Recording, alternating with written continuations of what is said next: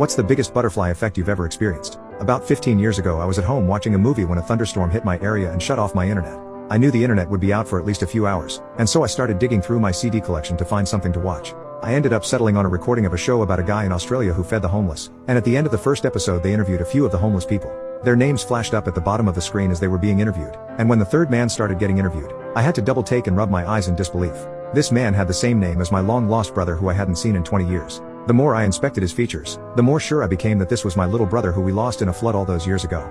I called the TV program as soon as the power went back on and got in touch with the guy, and he managed to track down my brother and passed on my phone number. A couple of days after I made the original call, I got a call from my little brother. I couldn't believe it. I started crying as soon as I heard his voice. I told him I was buying him a plane ticket to come live with me right now, and if he refused I swore I'd fly over there and get his butt on that plane myself.